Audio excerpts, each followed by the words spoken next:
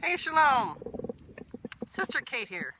And I thought I'd be kind of relaxed with y'all. And instead of, pontificating or directing and explaining, I would just kind of be narrative with you all and tell you about the first time I ever had chickens.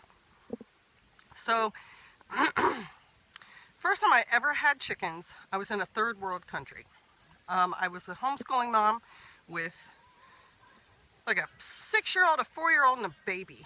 And for whatever reason, and I want to say it's just maybe self-sufficiency, just knowing that I could maybe, I decided I wanted to try out chickens because in America, as I understood, you may live in a neighborhood and there may be rules, or you're in a city and you're not sure.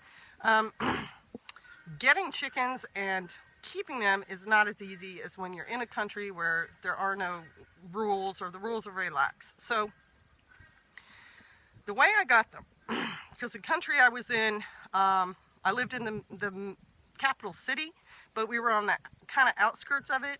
And as soon as the city sort of boundary ended, where the city cared for things, it was instant jungle.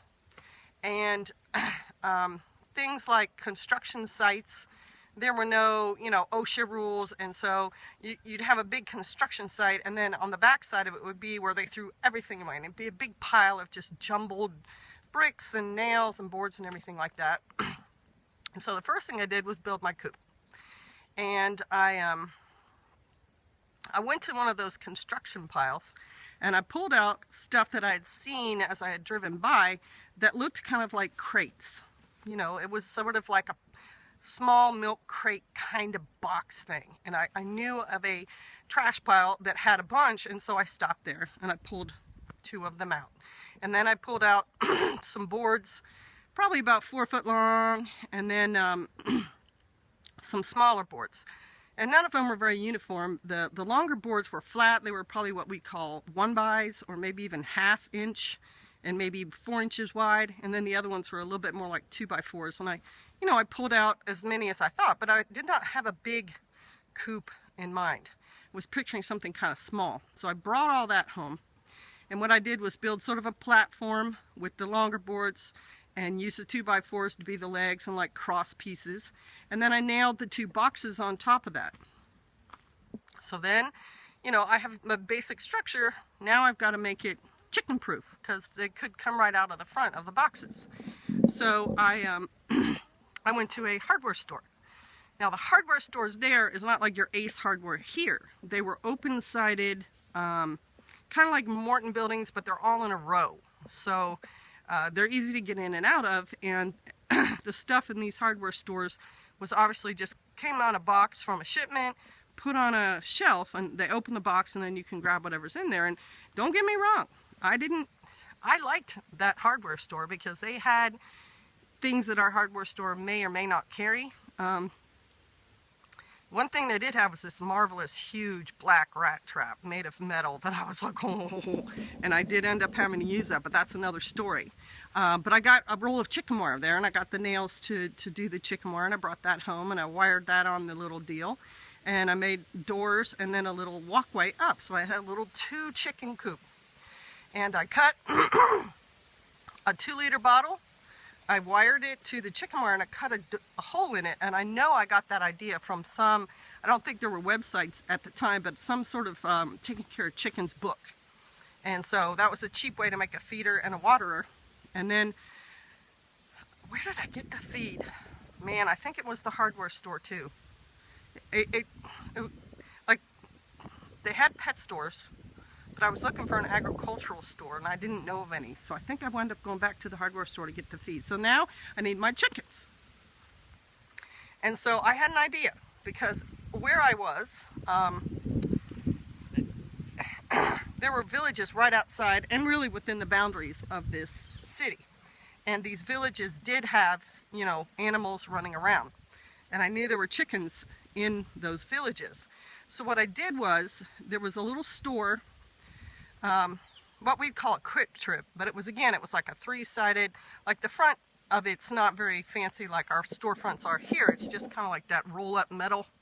And so they roll that up, and then the front of the store is behind it, and there's like a clerk with a table or desk or a counter. And then in the back, the refrigerated stuff, and then various and sundry snacks and candy and magazines and stuff in the middle. And so we were taking our children to school one day, and I stopped at that little place, and we got drinks. And I know I was talking to my family at the time we did this, because they were like, oh, are you just going to ask for chickens? And I'm like, yeah, pretty much. I'm just going to ask for chickens. If they don't have them, hopefully they can direct me to a place that might.